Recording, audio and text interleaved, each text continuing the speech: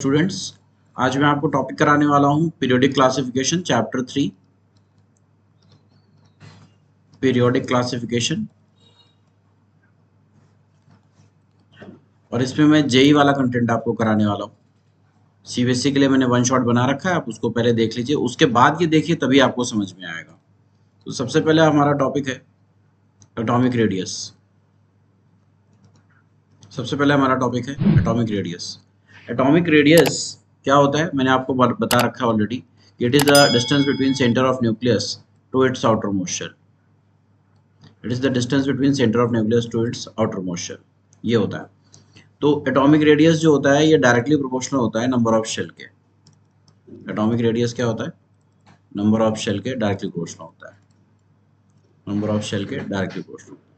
जितनी ज़्यादा शेल्स होंगे उतनी ज़्यादा एटॉमिक रेडियस होगा। टॉप टू बॉटम आने पे ग्रुप पे नंबर ऑफ शेल्स इंक्रीज होते हैं, इसलिए एटॉमिक साइज भी इंक्रीज होता है। दूसरी चीज़ ये कि जो रेडियस है वो इन्वर्सली प्रोपोर्शनल होता है पॉजिटिव चार्ज के। किसी भी आयन में पॉजिटिव चार्ज जितना ज़्यादा होगा उसका साइज उतना ही छोटा होगा। डायरेक्टली प्रोपोर्शनल होता है नेगेटिव चार्ज के। ठीक है, तो जैसे अगर हम साइज की बात करें, हमने सपोज एक एटम ले लिया ऑक्सीजन। ऑक्सीजन में -2 चार्ज है, सबसे बड़ा होगा। आप इस तरीके से दे सकते हैं। साइज के लिए हम ये ऑर्डर फॉलो करेंगे, most negative largest size, most positive least size. ठीक है, सबसे बड़ा साइज का होगा जिस पर नेगेटिव चार्ज सबसे ज़्यादा होगा। उसके बाद बच्चों ये तो पता ही आपको कि लेफ्ट टू राइट जाने पर साइज इंक्रीज होता है, साइज डिक्रीज होता है, और टॉप टू बॉटम जाने पर साइज इंक्रीज होता है। ये चीज़ आप जानते हैं, ये जनरल वेरिएशन है। एक चीज़ आपको जान लेनी है कि इनर्ट गैसेस का जो साइज होता है, इनर्ट गैस होती है जो, इनका साइज सबसे ज़्यादा होता है। Inert gas has largest size in their period due to van der Waals radii. इनमें हम लोग von der Waals radii calculate करते हैं, इसलिए इनका साइज सबसे ज़्यादा होता है। दूसरी चीज़ ये कि एक प्रॉब्लम है ग्रुप 13 में। ग्रुप 13 थोड़ा स्पेशल है, इसमें साइज में थोड़ी सी प्रॉब्लम आ जाती है। बोरॉन से जब आप नीचे जाते हैं तो जनरली तो साइज इंक्रीज होना चाहिए टॉप टू बॉटम। तो बोरॉन से ज़्यादा एल्यूमिनियम का साइज होता है, लेकिन एल्यूमिनियम से कम गैलियम का साइज होता है। यहाँ पर थोड़ी सी प्रॉब्लम है, केवल गैलियम में प्रॉब्लम होती है। गैलियम का साइज एल्यूमिनियम से छोटा हो जाता है, और ऐसा होता है poor shielding effect of 3d10 electron की वजह से। मैं अभी आपको बताता हूँ, इसको आप ये वाला तो ऑर्डर लिखेंगे ही, साथ ही साथ इसमें ये भी वाला भी ऑर्डर लिखेंगे। इसकी जगह सेकंड पे आप ले आइए गैलियम को, उसके बाद ले आइए एल्यूमिनियम को, उसके यही पूछा गया है कई बार ऑर्डर, ये पूछा गया है। ये वाला भी लिख लीजिए ताकि आपको याद बना रहे। ठीक है, अब ऐसा इसलिए होता है क्योंकि जो गैलियम होता है इसका कॉन्फ़िगरेशन होता है 3d10 4s2 और 4p1। 3d10 वैसे तो 4s के बीच में आता है, मतलब कंफ्यूज होने की ज़रूरत नहीं है। आप चाहे तो इसको यहाँ पे लिख लें, नहीं तो आपको सर कहोगे कि सर ने यहाँ वहाँ लिख दिया। 3d10 का जो शील्डिंग इफेक्ट होता है बहुत पुअर होता है, जिसकी वजह से न्यूक्लियस 4s और 4p को स्ट्रांगली खींचता है। 3d10 इलेक्ट्रॉन न्यूक्लियस के फोर्स ऑफ अट्रैक्शन को रिड्यूस नहीं करते। शील्डिंग इफेक्ट का मतलब क्या होता है? Reduction of force of attraction of nucleus bye inertial electron. ठीक है, तो 3d10 इलेक्ट्रॉन ध्यान रखेंगे, जो शील्डिंग इफेक्ट है, शील्डिंग इफेक्ट सबसे ज़्यादा होता है s इलेक्ट्रॉन का, उससे कम p इलेक्ट्रॉन का, उससे कम d का, और उससे कम f का। हम लोग इसको d10 और f14 के इलेक्ट्रॉन को लगभग नेग्लिजिबल मान के चलते हैं। नेग्लिजिबल शील्डिंग इफेक्ट होता है, तो जिसकी वजह से क्या होता है, और ये सिर्फ इसी में ऑपरेट होता है। ठीक है, उसके बाद आ जाइए size of iso electronic species. Size of iso electronic species. Size of iso electronic species. Iso electronic क्या होते हैं? जिनमें सेम नंबर ऑफ इलेक्ट्रॉन होते हैं, जैसे कि n-3, O-2, F-, Na+, Mg+2, Al+3। यहाँ पर size of iso electronic species जो है ये इन्वर्सली प्रोपोर्शनल होता है एटॉमिक नंबर के। एटॉमिक नंबर भी कह सकते हैं, नंबर ऑफ प्रोटॉन भी कह सकते हैं। सेम ही चीज़ हो गई। तो आप देखिए यहाँ पर कितने प्रोटॉन है, 7 प्रोटॉन, और यहाँ पर कितने हैं, 13 प्रोटॉन। इसमें 8 प्रोटॉन है, इसमें 9 प्रोटॉन है, इसमें 10 प्रोटॉन है, इसमें 12 प्रोटॉन, इसमें 11 प्रोटॉन है, और इसमें 12 प्रोटॉन है, इसमें 13 प्रोटॉन। जिसमें प्रोटॉन सबसे ज़्यादा होंगे, मतलब एटॉमिक नंबर जिसका सबसे ज़्यादा होगा, उसमें साइज सबसे छोटा होगा। ये क्या है, इसमें सब में कितने इलेक्ट्रॉन है, 10 इलेक्ट्रॉन, टोटल 10 इलेक्ट्रॉन है। तो साइज का ऑर्डर क्या हो गया, ये हो गया। इस पर बेस्ड बहुत सारे क्वेश्चंस हैं, इसको आपको रट लेना है बिल्कुल। ये सारे आइसो इलेक्ट्रॉनिक हैं, सब में 10-10 इलेक्ट्रॉन है, जिसपे प्रोटॉन ज़्यादा या जिसका एटॉमिक नंबर ज़्यादा उसका साइज सबसे छोटा, बस। नाइट्रोजन कितना होता है, 7 होता है, 3 इसने किसी से ले लिए, कितने हो गए, 10 हो गए। 7 इलेक्ट्रॉन पहले थे, 3 किसी से ले लिए, 10 हो गया। ऐसे एल्यूमिनियम के पास 13 इलेक्ट्रॉन होते हैं, 3 इसने लूज कर दिए, तो कितने रह गए, 10 रह गए यहाँ पर, ठीक है ना।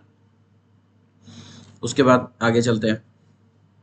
तो ये आपका बहुत इंपॉर्टेंट है, इसको ध्यान रखेंगे, ठीक है।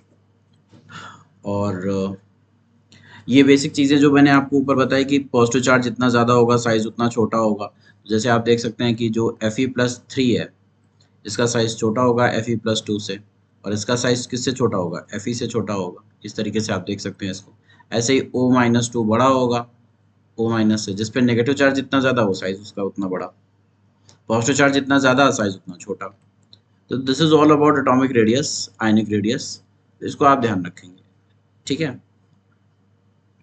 चलिए, तो इसके बाद जो सेकंड हमारा सबसे इम्पोर्टेंट पॉइंट है वो है आयनाइजेशन एंथैल्पी। ये भी मैं आपको करा चुका हूँ, इसके लिए आप मेरा वीडियो देखें, 2 बार देखें कम से कम अच्छे से। Ionisation enthalpy, ionisation enthalpy, ionisation enthalpy क्या होता है, देखिए किसी एटम को आपने एनर्जी दिया, एटम गैसियस स्टेट में लेना है, इसको आपने एनर्जी दिया, एनर्जी देने के बाद क्या होता है, ये इलेक्ट्रॉन को लूज करता है। जो एनर्जी आप दे रहे हो इसी को बोलते हैं आयनाइजेशन एंथैल्पी। एंथैल्पी मतलब एनर्जी होता है, एंथैल्पी और एनर्जी एक ही चीज़ है, बट जो एनर्जी आप कांस्टेंट प्रेशर पे कैलकुलेट करते हैं उसको एंथैल्पी बोलते हैं। इस प्रोसेस में सोडियम एनर्जी को एब्जॉर्ब कर रहा है, तब इलेक्ट्रॉन लूज कर रहा है, इसलिए ये प्रोसेस हो गया एंडोथर्मिक। ध्यान रखेंगे, एंडोथर्मिक के लिए चेंज इन एंथैल्पी क्या होता है, पॉजिटिव होता है। डेल्टा एच क्या है, चेंज इन एंथैल्पी। किस प्रोसेस में, पूरी प्रोसेस में एंथैल्पी क्या हो रही है, तो एंडोथर्मिक है तो पॉजिटिव हो रही है, चेंज हो रही है, चेंज आ रहा है पॉजिटिव, आपका डेल्टा एच कितना है, पॉजिटिव है, ठीक है। और एक्सोथर्मिक के लिए नेगेटिव होता है, इसको आप कहीं साइड पे नोट कर लीजिए। एक्सोथर्मिक रिएक्शन के लिए डेल्टा एच क्या होता है, हमेशा नेगेटिव होता है। डेल्टा एच होता क्या है, चेंज इन एंथैल्पी। कैसे निकालते हैं, enthalpy of product minus enthalpy of reactant, ये एचपी माइनस एचआर लिखा हुआ है, ठीक है। तो बच्चों इसमें क्या होता है, डेफिनेशन क्या है, it is the amount of energy required to remove an electron from an isolated gaseous atom to convert it into positively charge ion, ठीक है जी। अब इसके आगे आ जाइए, यहाँ पर आपको ये देखना है इसका नॉर्मल ट्रेंड जो है, लेफ्ट टू राइट जाने पर आयनाइजेशन एंथैल्पी इंक्रीज होती है, और टॉप टू बॉटम जाने पर आयनाइजेशन एंथैल्पी डिक्रीज होती है। ये इसका जनरल ट्रेंड है, याद रखेंगे। Ionisation enthalpy is directly proportional to positive charge, inversely proportional to negative charge, inversely proportional to size of atom, size जितना छोटा होगा आयनाइजेशन एंथैल्पी उतनी ज़्यादा होगी। और सबसे इंपॉर्टेंट चीज़ है आपका, आयनाइजेशन एंथैल्पी किस पे डिपेंड करती है, स्टेबल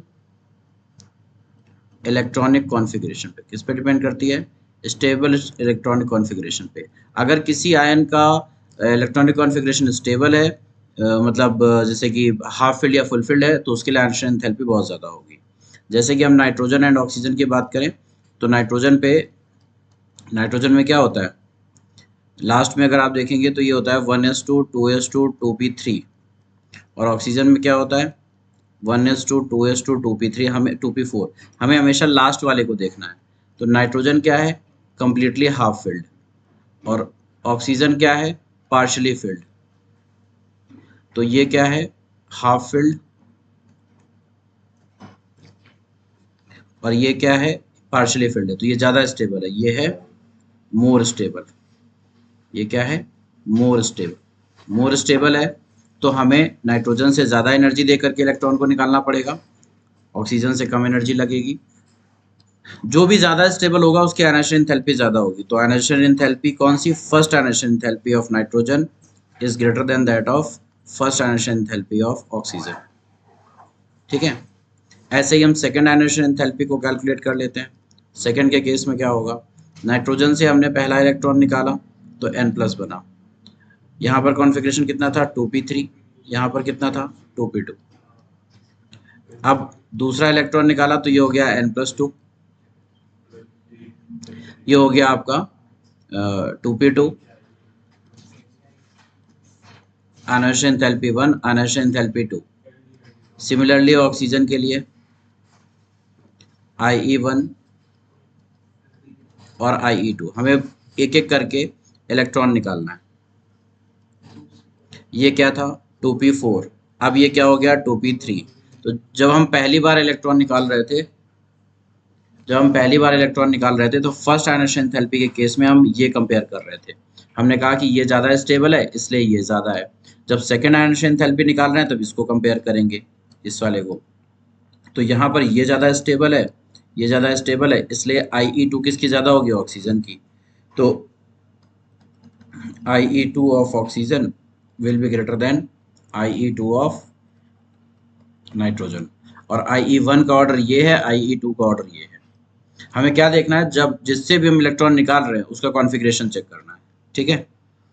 कई बार हो सकता है थर्ड, फोर्थ, फिफ्थ लेवल पे जा करके आपको चेक करना पड़े, थर्ड पे कंपैरिजन हो जाए, फोर्थ पे कंपैरिजन हो जाए, जो ज़्यादा स्टेबल उसके लिए ज़्यादा आयनाइजेशन एंथैल्पी, ठीक है। अब सभी के लिए आपको क्या करना होगा, यही कैलकुलेट करना होगा। तो चलिए देखते हैं, हमारे पास एक और पेयर है, बेरिलियम एंड बोरॉन। ये सब मैं CBSE वाले लेक्चर में बता चुका हूँ, आप लोगों से रिक्वेस्ट है पहले मेरा CBSE का लेक्चर देखें वन शॉट, उसके बाद इस पर आए। तो बेरिलियम के केस में क्या होता है 1s2 2s2, और बोरॉन के केस में क्या होता है 1s2 2s2 2p1। इन दोनों को कंपेयर करेंगे कौन ज़्यादा स्टेबल है, बेरिलियम, क्योंकि ये कैसा है, s ऑर्बिटल फुलफिल्ड है। तो बेरिलियम ज़्यादा स्टेबल हो गया, तो फर्स्ट आयनाइजेशन एंथैल्पी क्या होगी, first ionization enthalpy of beryllium will be greater than first ionization enthalpy of boron. समझ में आ गई बात बच्चों, ठीक है। अब अगर आपको इसकी सेकंड कैलकुलेट करनी हो तो देखिए सेकंड बोरॉन की ज़्यादा हो जाएगी, वो कैसे, ऐसे देखिए,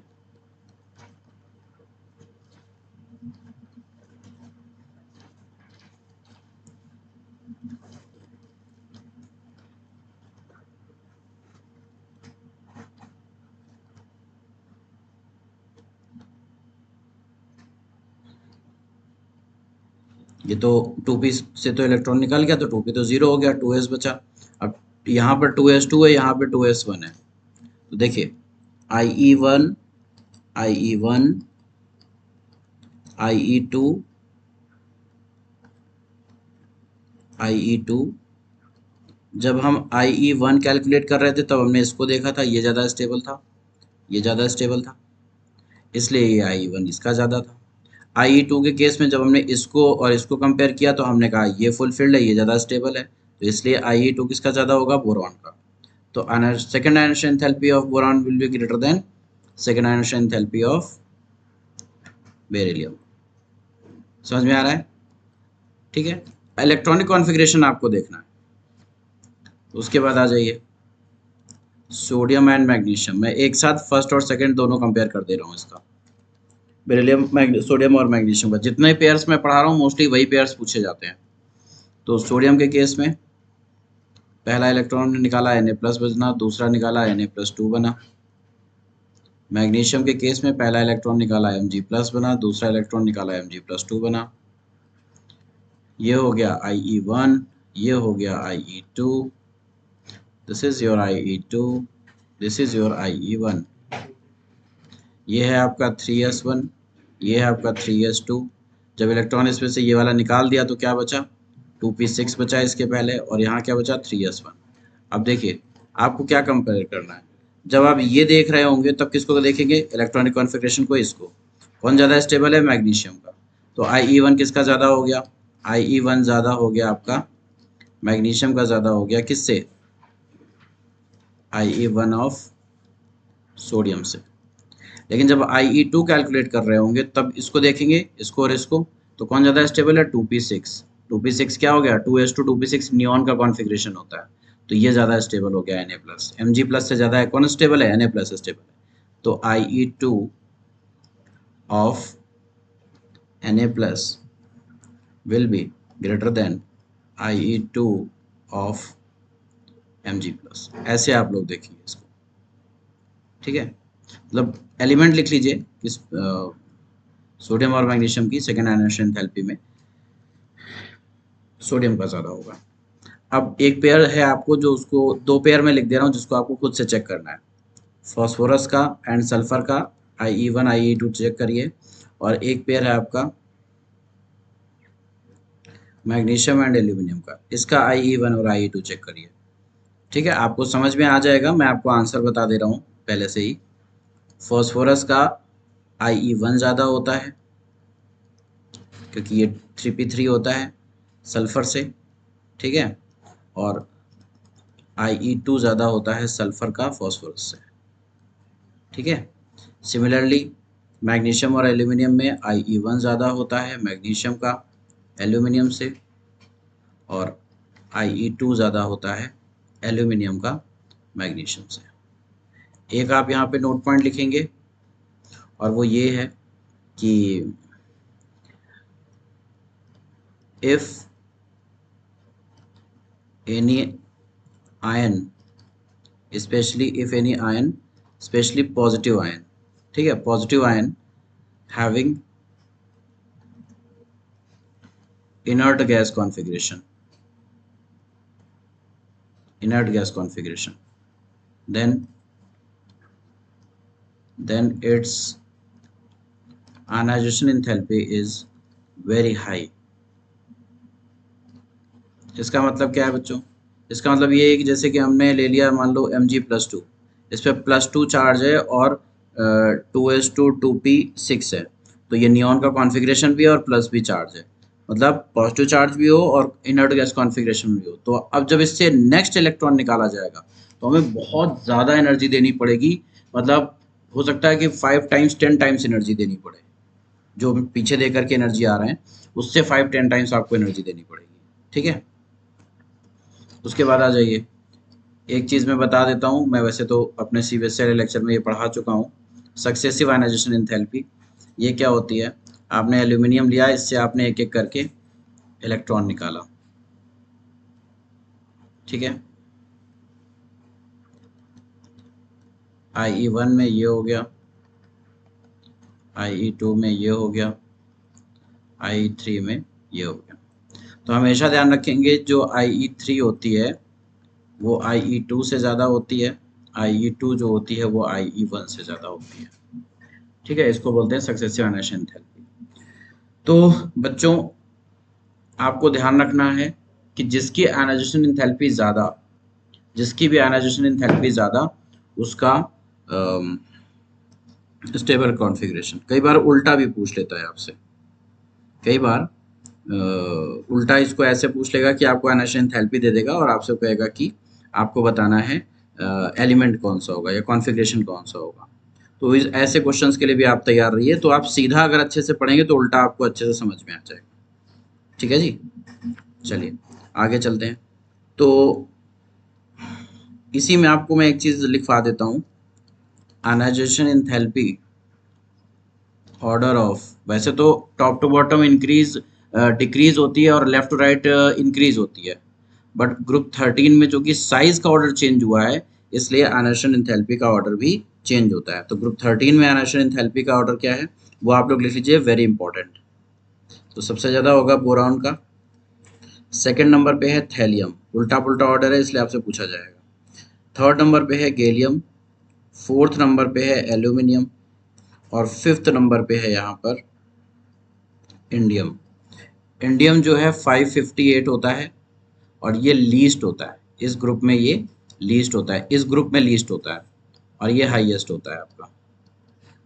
ये याद कर लेना बच्चों, ऐसे ही सर्कल बना के लीस्ट हाईएस्ट लिख करके याद करना, क्योंकि ये याद बना रहता है। नॉर्मल लिखोगे तो याद नहीं रहेगा, जितने अच्छे आप नोट्स बनाओगे क्वेश्चन प्रैक्टिस करोगे उतना ही ईजिली आपको याद रहेंगी ये चीज़ें, ठीक है। अब आ जाइए, अब ग्रुप 14 में भी कुछ प्रॉब्लम है, ग्रुप 14 में भी कुछ प्रॉब्लम है। ग्रुप 14 का आयनाइजेशन एंथैल्पी का ऑर्डर लिख लीजिए।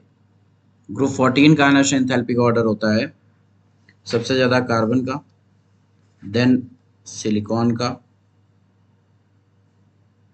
देन जर्मेनियम का, जर्मेनियम के बाद होता है लेड का, और लेड के बाद होता है आपका एसएन का। एसएन का सबसे लीस्ट होता है।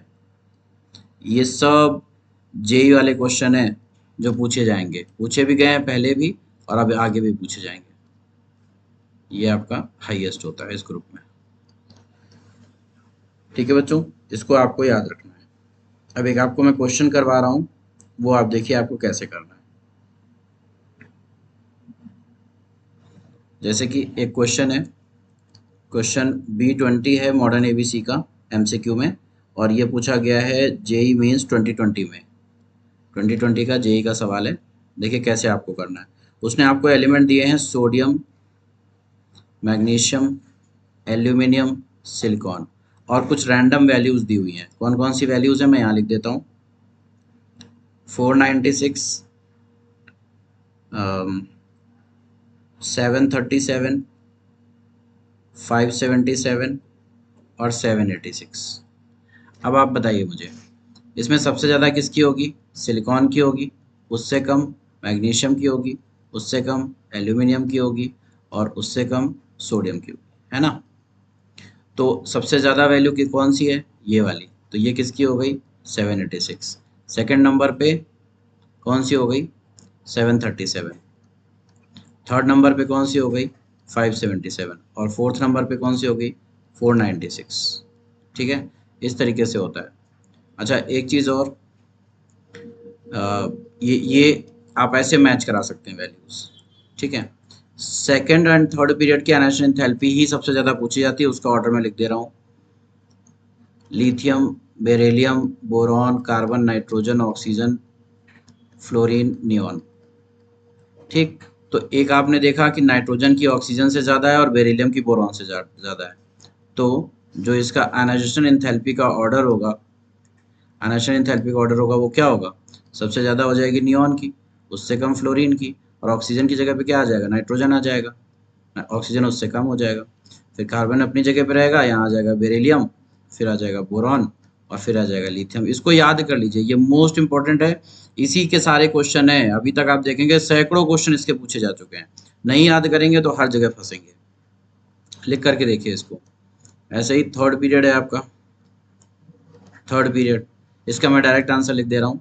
सबसे ज़्यादा होगा आर्गन का, इनर्ट गैस का सबसे ज़्यादा होता है, उसके बाद क्लोरीन का, उसके बाद फॉस्फोरस का, क्योंकि फॉस्फोरस 3p3 है, सल्फर जो है आपका 3p4 है, तो इसलिए फॉस्फोरस का ज़्यादा हो गया। देन सिलिकॉन का, उसके बाद मैग्नीशियम का, क्योंकि मैग्नीशियम 3s2 है, और एल्यूमिनियम का उससे कम, क्योंकि एल्यूमिनियम 3p1 है।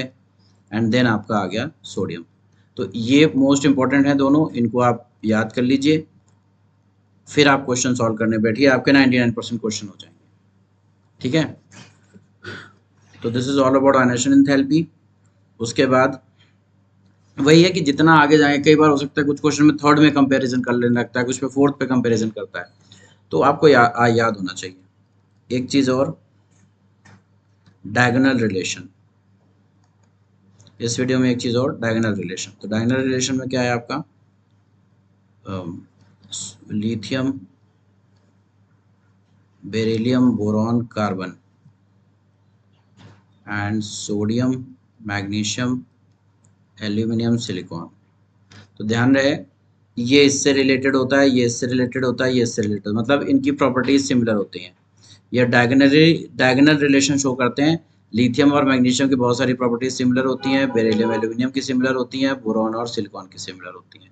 ठीक है, तो एक जगह क्वेश्चन पूछा गया है कि लिथियम और सोडियम दिया हुआ है एक साथ, पूछा गया है इसकी प्रॉपर्टीज मैच करेंगी कि नहीं? तो नहीं करेंगी, उतनी नहीं करेंगी, वैलेंसी तो सेम है बट उतनी नहीं करेंगी जितनी लिथियम और मैग्नीशियम की कर जाएंगी।